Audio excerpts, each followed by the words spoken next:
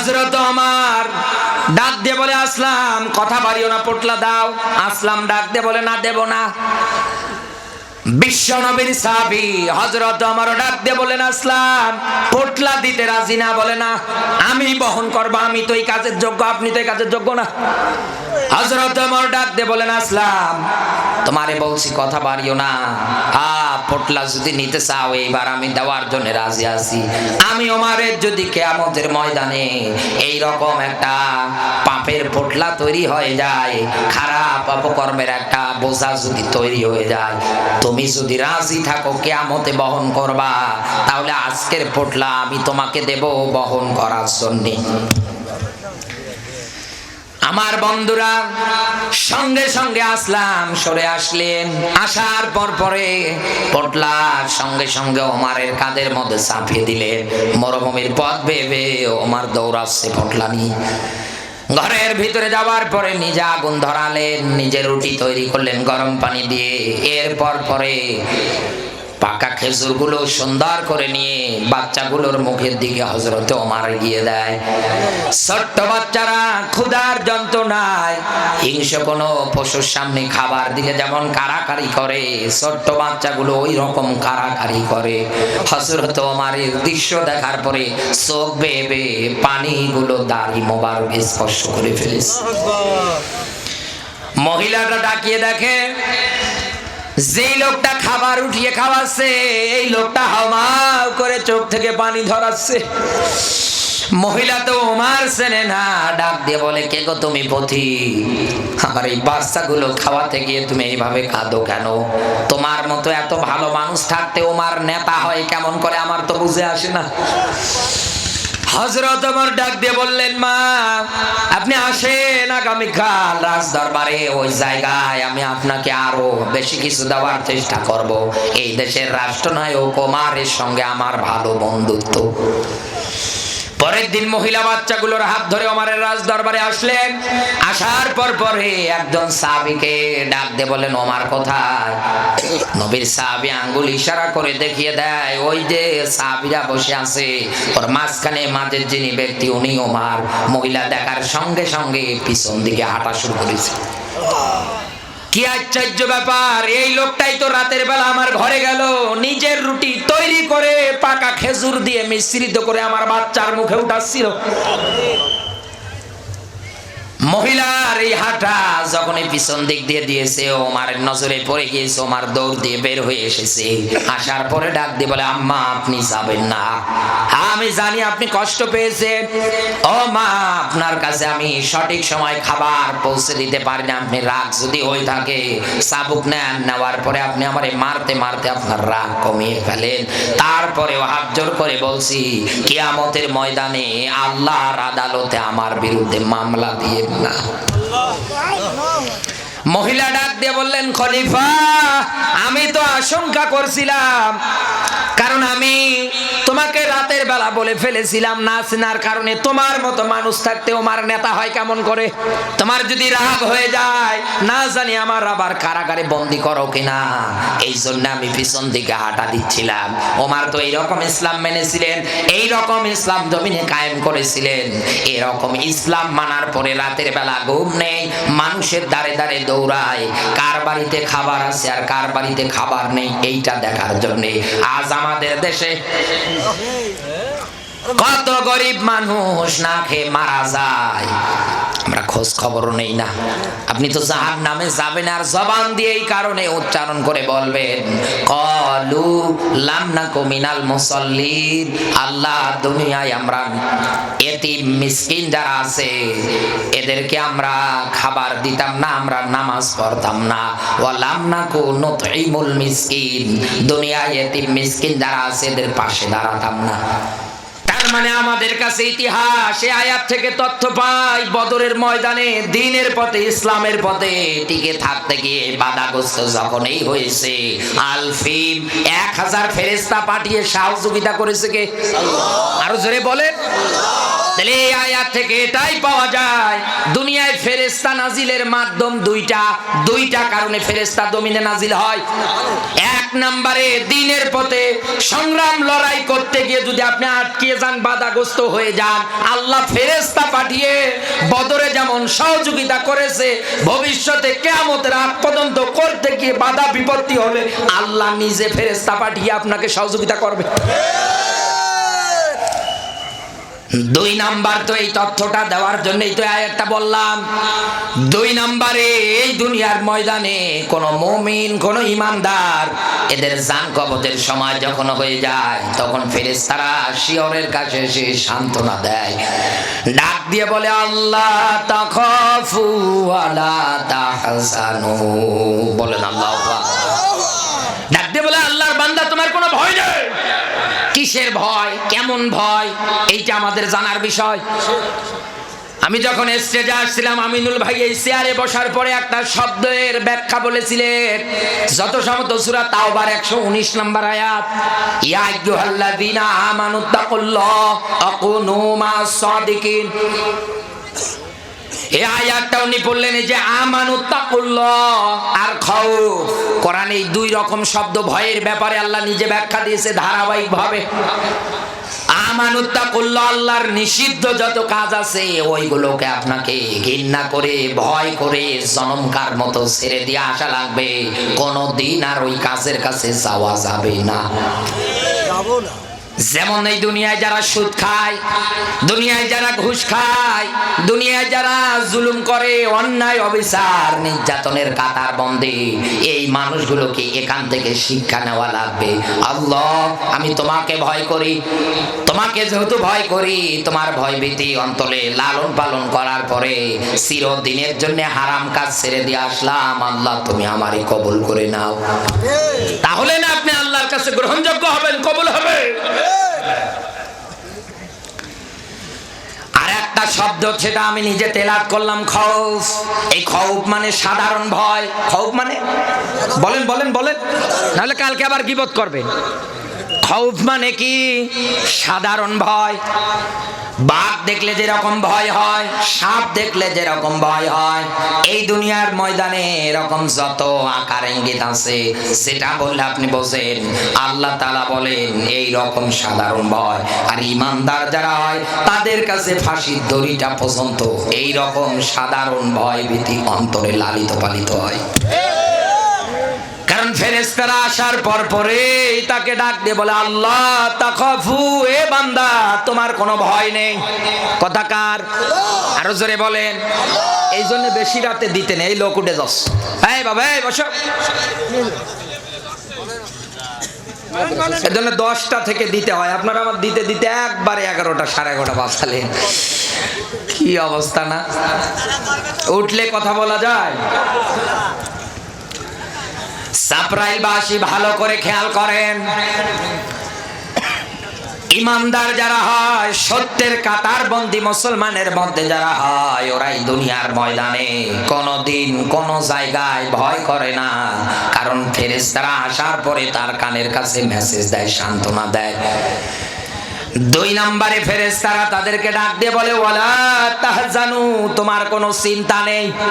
ওয়াবশিরু বিল জান্নাতিল্লাতি, ওই জান্নাতের সুসংবাদ তুমি গ্রহণ করে নাও, সেটা আমার আল্লাহ তোমাকে দেওয়ার জন্য নিজে ওয়াদাবদ্ধ হয়ে গিয়েছি। আপনি এই রকম সত্যের কাতার বন্দী হন, টিকে থাকেন, দেখবেন মালিক আপনার জন্য ফেরেশতা এরকম পাঠিয়ে আপনাকে সান্ত্বনা দেবে। আমাদের আজকে ওই পরিমাণ পর্যন্ত ঈমান আছে। আজ আমরা 500 টাকা নোটের কাছে অনেক ঈমানদাররা, টুপি দাড়িওয়ালারা বিক্রি হয়ে বসে আছি, 5 আটা গোলাম হয়ে বসে আছি, অথচ দাবি করে বিশাল বড় আল্লাহর ওলি, বিশাল বড় ঈমানদার। এই ঈমানদারের, এই মুসলমানিত্বের 4 পয়সার মূল্য আল্লাহর কাছে নেই। আপনি মুসলমান হন, এইরকম মুসলমান হন। এতগুলো কথা আমি আপনাকে গপ গপ বলে ফেললাম। এই জায়গা থেকে আমি যে মূল মেসেজ, মূল বাণী, বক্তব্য আপনার কাছে যেটা ওঠাতে চাচ্ছিলাম, সেটা হচ্ছে মাঝামাঝি অবস্থানকারী। একটু ভালো করে বোঝার চেষ্টা করেন। এই দুনিয়ার ময়দানে মুনাফিক যারা হয় ওরা ইসলামের আংশিক মানে আর আংশিক মানে না। একথা বলে না কেন? অথচ সূরা বাকারা 2 নাম্বার সূরা 2 নাম্বার পারা 208 নাম্বার আয়াতের প্রথম অংশেই আল্লাহ ব্যাখ্যা দিয়েছেন, উদখুলু ফিস সিলমি কাফা। আল্লাহ তাআলা বলেন, আমি তোকে বলছি তুই আমার ইসলাম যদি মানতে চাস পরিপূর্ণভাবে মান। ইসলাম মানার ক্ষেত্রে আংশিক না পরিপূর্ণ? আরো জোরে বলেন। অবশ্যই অবশ্যই ইসলাম মানার ক্ষেত্রে পরিপূর্ণভাবে আপনাকে মেনে নেওয়া লাগবে, মানা লাগবে। এই দুনিয়ায় যারা মুনাফিক হবে ওরা কোনোদিন পরিপূর্ণ ইসলাম মানবে না, ওরা আংশিক মানবে আর স্লোগান দেবে দুনিয়ায় কোথাও শান্তি নেই। একথা বলে না? দুনিয়ার কোন জায়গায় শান্তি নেই, যেদিকে তাকাই ওদিকেই তো দেখি বিশৃঙ্খলা। আরে ভাই, আপনি যদি শান্তি পেতে চান অবশ্যই অবশ্যই এইবার আমি আপনাকে উদাহরণ দিয়ে একটু গবেষণা করে বলছি। এই যে ভাই বসে আছে যুবক মানুষ, এই মাহফিলটা যদি নভেম্বর, ডিসেম্বর, জানুয়ারির দিকে হতো তাহলে এই জায়গাটা পুরো সুন্দর করে সামিয়ানা দিয়ে মার্ক করে দেওয়া লাগতো, ঘিরে দেওয়া লাগতো।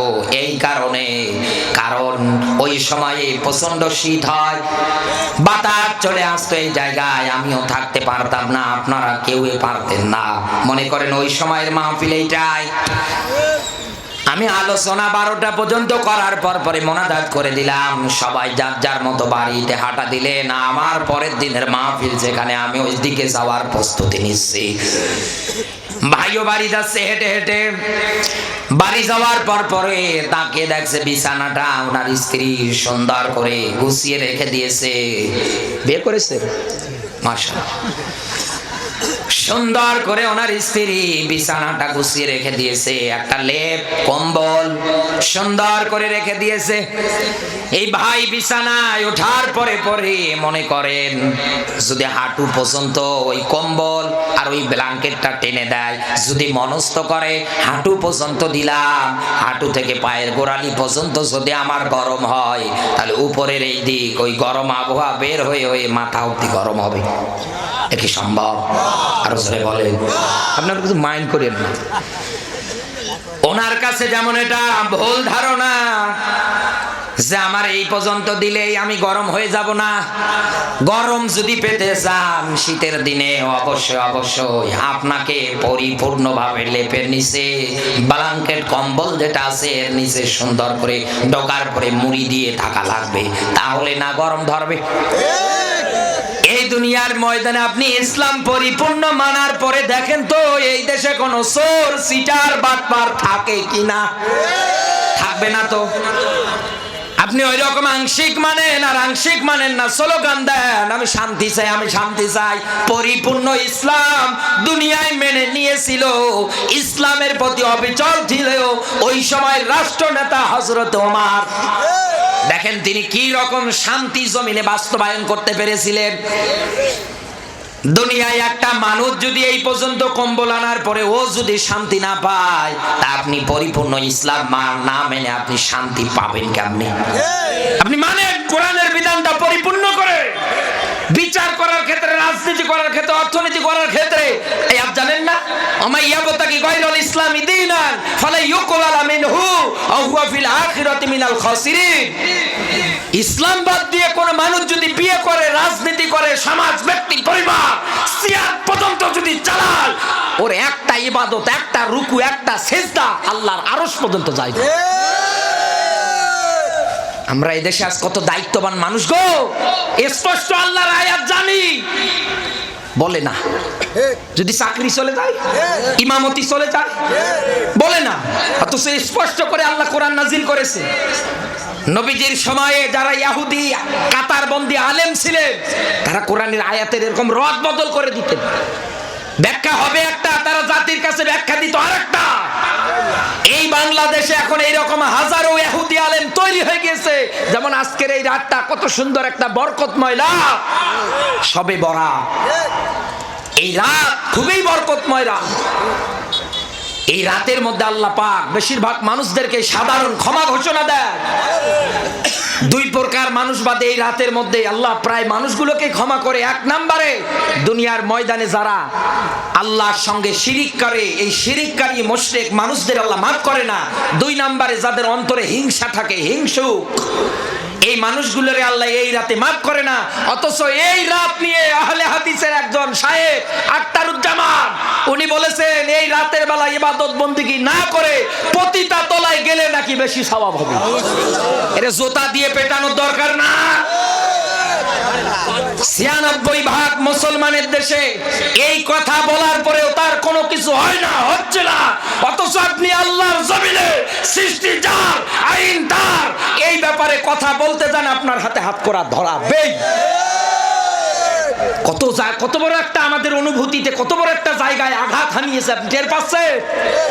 যুবকদেরকে উদ্বুদ্ধ করতেছে পতিতালয়ে যাবার জন্য, আর আমরা মুসলমানেরা আপেল খাচ্ছি আর আঙ্গুল খাচ্ছি, কিচ্ছু করতে পারছি না, কিছু বলতে পারছি না। অথচ 15টা আর অধিক হাদিস বড় বড় সাহাবীদের ব্যাখ্যা বিশ্লেষণে এসেছে এই রাতের ব্যাপারে। অথচ আজ তারা নামের আগে মাওলানা, মুফতি, ডক্টর এই সেই লাগিয়ে মানুষদের কাছে বিভ্রান্ত করছে।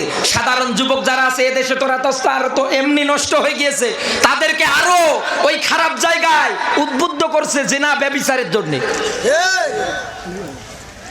৯৬% মুসলমানের দেশে আজ তাদের বিচার হয় না, তাদের বিচারের জন্য কেউ আন্দোলনও করে না। আন্দোলন করে দুনিয়ার শ্রেষ্ঠতম মুফাসসিরদের বিরুদ্ধে। আল্লাহ তোকে যে কোন জাহান্নামে রাখবে আমার মাঝে মাঝে চিন্তা হয়। আমার বন্ধুরা একটু ভালো করে মনোযোগ দেবেন। হযরত ওমর পরিপূর্ণভাবে ইসলাম দুনিয়ার ময়দানে মেনেছিলেন এবং তার ওই সময় যারা ছিল তাদের জীবনের পর্যন্ত পরিপূর্ণ বিধান, ইসলামী নিয়ম নীতি সব জায়গায় কায়েম করেছিলেন। শান্তি যে জমিনে আসে তার বাস্তব দৃষ্টান্ত বলছি। হযরত ওমর গভীর রজনীতে মরুভূমির পথ দিয়ে, বর্ডার সাইড গুলো দিয়ে তিনি হাঁটতেছেন। রাতের বেলা তিনি রাষ্ট্র জনগণের খোঁজ খবর নিতেন। তিনি রাতের বেলা হাঁটাহাঁটি করছেন। গভীর রজনীতে হাঁটতে গিয়ে একটা বাড়ি থেকে ছোট্ট বাচ্চার কান্নার আওয়াজ আসে। মা তাদেরকে বুঝ দিচ্ছে, বাবা খাবার হয়ে গেলে পরে দিয়ে দেব। অথচ মা ওই মুহূর্তে ঘরের মধ্যে কোনো খাবার নেই, পাতিলের মধ্যে পাথর উঠিয়ে তা দেয়। সাপ্রাইলবাসী বিবেক দিয়ে বলেন তো পাথর কি খাওয়া যায়? হযরত ওমর কথোপকথন গুলো শুনতেছে। সন্তানটা ডাক দিয়ে বলে, মা তুমি না বললে যে মুসলিমদের রাষ্ট্রে এখন আমরা, আর মুসলিমদের রাষ্ট্রের লিডার যিনি, নেতা যিনি, তার নাম ওমর, তিনি আসবেই খাবার দাঁড়ে দাঁড়ে মানুষের খোঁজ খবর নেওয়ার ক্ষেত্রে তিনি বড়ই অটুট, দায়িত্ব পালনের ক্ষেত্রে তিনি বড়ই অটুট, দায়িত্ব পালনের কোনো অবহেলা তিনি করে না। সকালের দিকে আমরা এই জায়গায় তাবু টাঙ্গালাম, চাইলাম ওমর কখন আসবে, তুমি বললে হ্যাঁ ওমর আসবে দুপুর বেলা। মা দুপুর হয়ে গেল ওমর তো আসে না।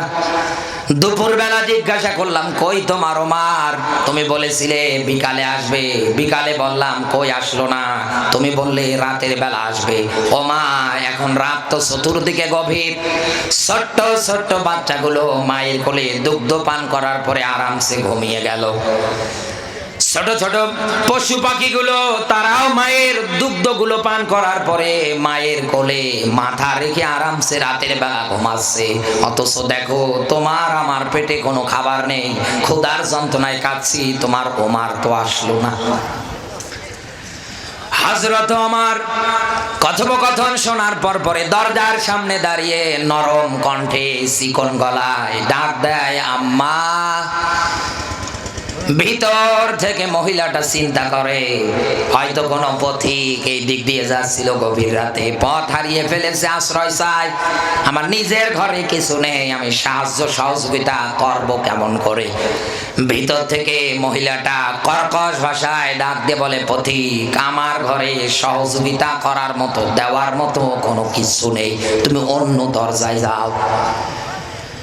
এই জায়গায় একটা পয়েন্ট লুকিয়ে আছে। ওমর কিন্তু মহিলার দরজার সামনে দাঁড়িয়ে ডাক দিয়ে বলেছিল নরম সুরে, আম্মা। তার মানে ওমরের মনে কোনো খারাপ চিন্তা আছে? আরো জোরে বলেন, কোনো খারাপ চিন্তা নেই, কারণ তিনি মা ডেকে ফেলেছেন। এরপরেও ভিতর থেকে মহিলাটা কর্কশ ভাষা কেন ব্যবহার করলেন? কারণ কোরআনের স্পষ্ট ব্যাখ্যা, এই দুনিয়ার ময়দানে বাহির থেকে কোনো মানুষ যদি ভিতরে ডাক দেয়, ভিতরে যদি কোনো পুরুষ মানুষ না থাকে, মহিলা যদি থাকে, তারা কর্কশ ভাষা যেন ব্যবহার করে। আর আমরা ভাই নেই বাড়িতে, গিয়ে ডাকছে ভাই, বলে ভাই তো বাড়িতে নেই, গিয়েছে কোথায়? বলে বাজারে। তা আসছিলাম একটু ভাইয়ের দরকারে, বলে ভাই নেই, আমি তো আসি, আসেন। ধর্ষণ তো এই জন্যে হয়। বিড়ালের সামনে শুটকি মাছ দিয়ে বলছে বিড়াল খাবি না। বিড়াল কি ফতোয়া মানবে? হযরত আমার নরম কণ্ঠে ডাক দিয়ে বলে, আম্মা দরজাটা একটু খোলেন। দরজা খোলার পরে ওমর তাকিয়ে দেখে পাতিলের মধ্যে পাথর উঠিয়ে তা দেয়। ছোট্ট বাচ্চাগুলো হাউমাউ করে কাঁদছে ক্ষুধার যন্ত্রণায়। এক দৌড়ে চলে গেলেন বাইতুল মালের কাছে, ডাক দিয়ে বলেন, আসলাম তরকারি যা আছে জলদি করে বটলা তৈরি করে দাও। হযরতে আসলাম গিয়ে আটা ঢোকালেন, পাকা খেজুর ছিলেন, ওইগুলো বের করে করে বস্তায় সুন্দর করে পোটলা আকারে তৈরি করলেন। ডাক দিয়ে বললেন, ও নবীর সাহাবী খলিফাতুল মুসলিমিন, পোটলা রেডি হয়ে গেছে। ওমর ডাক দিয়ে বললেন, এই পোটলাটা এবার মাথার উপরে চাপিয়ে দাও। আসলাম ডাক দিয়ে বলে, খলিফা আপনি অর্থ জানেন, আপনি পোটলা বহন করবেন, আমি কি জন্য আছি? না, এই পোটলা আমি আপনারে বহন করতে দেব না। সঙ্গে সঙ্গে ওমর ডাক দিয়ে বলে, আসলাম দেরি করো না, আমি যে দৃশ্য দেখে এসেছি, খাবার যদি পৌঁছাতে না পারি, আর কিছু যদি হয়ে যায়, কিয়ামতে আল্লাহ যদি সামনে দাঁড় করিয়ে ডাক দিয়ে বলে, ওমর জনগণের দায়িত্ব নিয়েছিলে, পালন করতে পারোনি, কি জবাব আমি দেব? হযরত ওমর ডাক দিয়ে বলে, আসলাম কথা বাড়িও না, পোটলা দাও। আসলাম ডাক দিয়ে বলে, না দেব না। বিশ্ব নবীর সাহাবী হযরত ওমর ডাক দিয়ে বলেন, আসলাম পোটলা দিতে রাজি না। বলে, না আমি বহন করব, আমি তো এই কাজের যোগ্য, আপনি তো এই কাজের যোগ্য না। হযরত ওমর ডাক দিয়ে বলেন, আসলাম তোমারে বলছি কথা বাড়িও না, পোটলা যদি নিতে চাও এইবার আমি দেওয়ার জন্য রাজি আছি। আমি ওমরের যদি কিয়ামতের ময়দানে এই রকম একটা পাপের পোটলা তৈরি হয়ে যায়, খারাপ অপকর্মের একটা বোঝা যদি তৈরি হয়ে যায়, তুমি যদি রাজি থাকো কিয়ামতে বহন করবা, তাহলে আজকের পোটলা আমি তোমাকে দেব বহন করার জন্য। আমার বন্ধুরা সঙ্গে সঙ্গে আসলাম সরে আসলেন। আসার পরে পোটলার সঙ্গে সঙ্গে ওমরের কাঁধের মধ্যে চাপিয়ে দিলেন। মরুভূমির পথ ভেবে ওমর দৌড়াচ্ছে পোটলা নিয়ে। ঘরের ভিতরে যাওয়ার পরে নিজে আগুন ধরালেন, নিজে রুটি তৈরি করলেন গরম পানি দিয়ে। এরপর পরে পাকা খেজুরগুলো সুন্দর করে নিয়ে বাচ্চাগুলোর মুখের দিকে হযরতে ওমর গিয়ে দেয়। ছোট্ট বাচ্চারা ক্ষুধার যন্ত্রণায় হিংস্র কোনো পশুর সামনে খাবার দিলে যেমন কারাকারি করে, ছোট্ট বাচ্চাগুলো ওই রকম কারাকারি করে।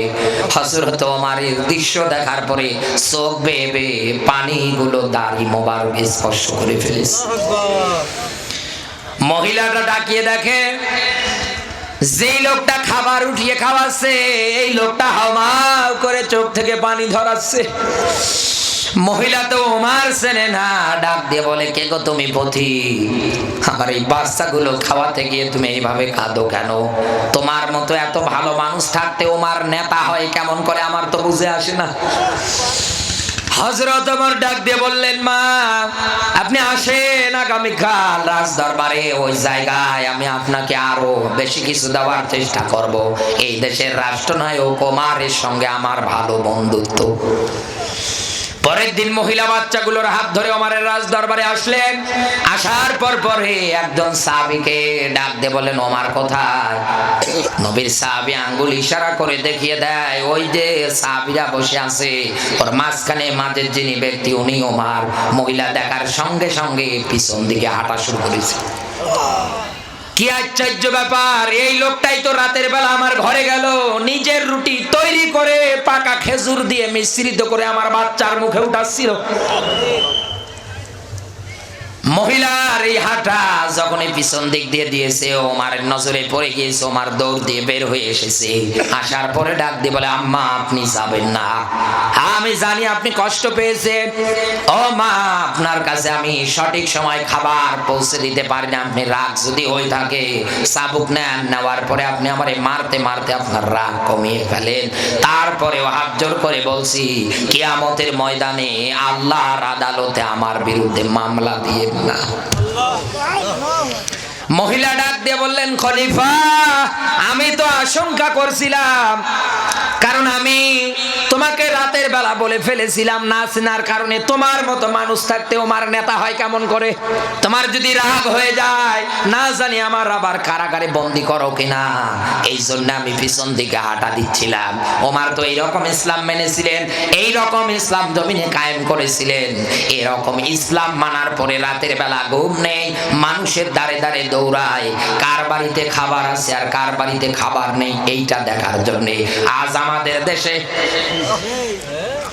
কত গরিব মানুষ না খেয়ে মারা যায়, আমরা খোঁজ খবরও নেই না। আপনি তো জাহান্নামে যাবেন আর জবান দিয়ে এই কারণে উচ্চারণ করে বলবেন, কলু লাম নাকু মিনাল মুসাল্লিন। আল্লাহ দুনিয়ায় আমরা এতিম মিসকিন যারা আছে এদেরকে আমরা খাবার দিতাম না, আমরা নামাজ পড়তাম না।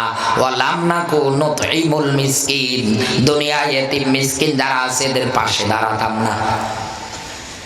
ইসলাম যদি আপনি পরিপূর্ণভাবে মেনে নিতে পারেন, এই জমিনের ময়দানে এই রকম শান্তি আপনি কিন্তু দেখতে পারবেন। আর মুনাফিক যারা হবে তারা কোনোদিন দুনিয়ায় পরিপূর্ণ ইসলাম মানে না, ওরা আংশিক মানে আর আংশিক মানে না, সুবিধাবাদ আর জিন্দাবাদ। কোরআন থেকে আলোচনা ব্যাখ্যা বিশ্লেষণ করবেন, বলে হুজুর আর ওয়াজ পাই না, শুধু জিহাদের ওয়াজ করে। এই কথা বলেন না,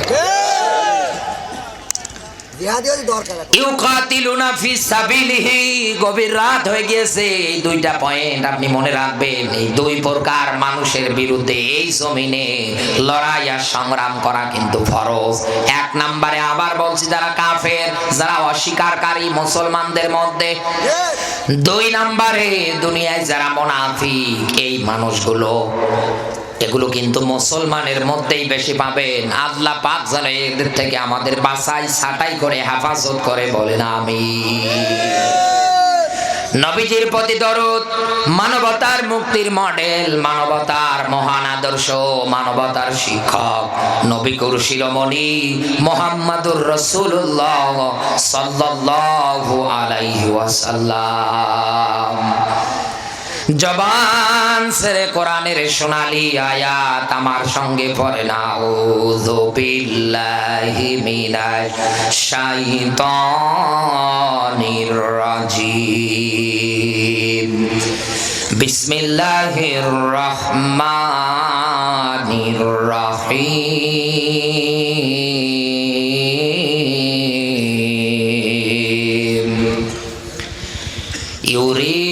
ইউরিদুনা লিয়ুতফিউ নূরাল্লাহি বিআফওয়াহিহিম আল্লাহু মুতিম্মু নূরিহি ওয়ালাউ কারিহাল কাফিরুন।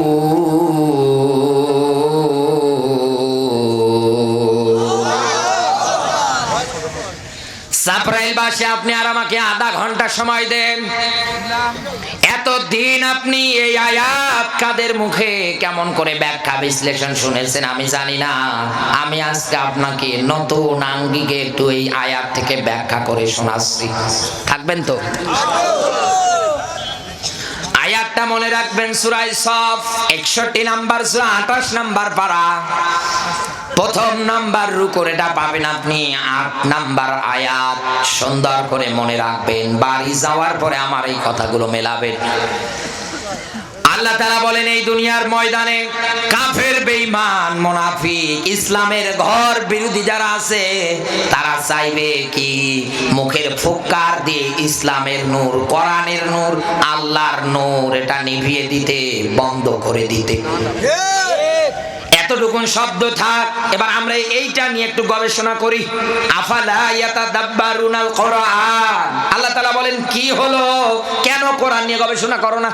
আমা আলা কুলুবিন আকফালুহা, অন্তর কি মরিচা ধরলো, জং ধরলো? এতটুকুন শব্দ গবেষণা করি, দেখি তো এই শব্দের মধ্যে আল্লাহ কি লুকিয়ে রাখলেন। এই দুনিয়ার ময়দানে আল্লাহর বক্তব্য ভাষা অনুযায়ী জানতে পারলাম কাফের বেঈমান মুনাফিক যারা, ওরা মুখের ফুৎকার দিয়ে আল্লাহর নূর যেটা আছে ওটা নিভিয়ে দেবে, বন্ধ করে দেবে। ওই কোরআন থেকেই আমি আপনাকে আরেকটা আয়াত বলছি, ভালো করে বোঝেন। তাম দুনিয়ায় এই যে ইহুদি খ্রিস্টান কাফের বেঈমান ইসলামের ঘর বিরোধী যারা যারা ইসলাম সহ্য করতে পারে না, সবাই কিন্তু মানুষ। সবাই আরো জোরে বলেন, সবাই কিন্তু মানুষ, একটাও কিন্তু গরু ছাগল না। কারণ কোন গরু ছাগল কোন জায়গায় আন্দোলন মিটিং সংগ্রাম করে কোনদিন বলে না আল্লাহর জমিনে আল্লাহর আইন আমরা বাস্তবায়ন হতে দেব না। যারা বলে জবান দিয়ে রায় লেখে ওরা কিন্তু মানুষ। এই মানুষেরাই চাইবে, মানুষেরা যে চাইবে কি আল্লাহর নূরটা নিভিয়ে দেওয়ার জন্য, বন্ধ করে দেওয়ার জন্য। এইবার আল্লাহর বক্তব্য দেখেন, আল্লাহ পাক বলেন খুলিকাল ইনসানা দাইফা, আমি মানুষ বানিয়েছি একেবারে দুর্বল করে। আল্লাহর ভাষায় মানুষ একেবারে দুর্বল, শুধু দুর্বল না একেবারে দুর্বল। এদেশে আজ কত মানুষ নিজেকে শক্তিশালী মনে করে, কত মানুষ নিজেকে কত কিছু মনে করে, অথচ 10 বার বাথরুমে যদি যায় আর আসে বউকে ডাকে ফেলে মা। অথচ একটু আগে ওর কি লাফালাফি কি ক্ষমতা ছিল। 10 বার বাথরুমে গেলে আপনার আর খুঁজে পাওয়া যায় না। তার মানে আল্লাহর ভাষা অনুযায়ী আপনি দুনিয়ায় একেবারে দুর্বল, আপনি সবল না। এই মানুষেরা মুখের ফু দিয়ে কেমন করে ইসলাম নিভাবে? 2 নম্বরে আর একটা পয়েন্ট, এই দুনিয়ার ময়দানে মানুষ যেমন ইসলামের ঘর শত্রু মুনাফিক আর কাফের এরকম যারা আছে, তার চাইতেও ইসলামের বড় শত্রু, তার নাম হচ্ছে শয়তান। তার নাম শয়তান। এবার তাকান সূরা নিসার 76 নম্বর আয়াতের শেষের অংশে আল্লাহ পাক বলেন এই দুনিয়া ইসলামের বিরুদ্ধে যত শয়তানি নিয়ম নীতি চক্রান্ত বাস্তবায়ন করুক না কেন, আল্লাহ তাআলা বলেন দাইফা, এখানেও বলেছেন একেবারে দুর্বল। সাপ্রাইলবাসী মানুষের চক্রান্ত দুর্বল, শয়তানের চক্রান্ত দুর্বল। মানুষের ক্ষেত্রে একটা দল আছে, তারা হচ্ছে মেয়ে মানুষ। এই মেয়ে মানুষের চক্রান্তের ক্ষেত্রে আর আল্লাহ দুর্বল দেয়নি। এইবার আল্লাহ নিজে শব্দ ব্যবহার করে ডাক দিয়ে বলেছে ইন্না কাইদা কুন্না আযীম, মেয়েদের চক্রান্ত বড়ই ভয়ঙ্কর। সূরা ইউসুফের 28 নম্বর আয়াত। 2টা প্যান্ডেল নাকি মায়েদের জন্য করা হয়েছে।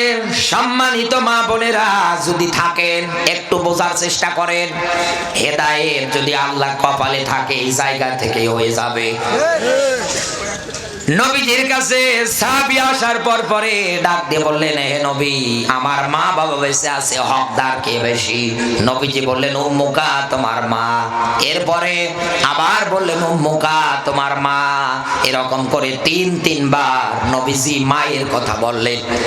চতুর্থবার গিয়ে আল্লাহর নবী বাবার কথা বললেন। তার মানে নবীজি তার মুখসিত বাণী থেকে 3 গুণ মায়ের সম্মান ইসলামের মধ্যে বাড়িয়ে দিয়েছে। এত সম্মান এত মর্যাদা দেওয়ার পরেও, বাড়ানোর পরেও বিয়ে করতে যাবেন আল্লাহর আইন মহারানা, এটা নারীদের গোপনীয় অ্যাকাউন্ট, এখানেও সম্মান। হিজাব কবুলের ব্যাপারে এই জায়গাও আগে মেয়েদের কাছে দেওয়া লাগবে, এখানেও মেয়েদের সম্মান ইসলাম বাড়িয়ে দিয়েছে। এরপরেও আল্লাহ এই রকম আয়াত কেন ব্যাখ্যা করলেন যে মেয়েদের চক্রান্ত বড়ই ভয়ঙ্কর। এ তথ্য দেওয়ার পিছনে আল্লাহর কারণ কি?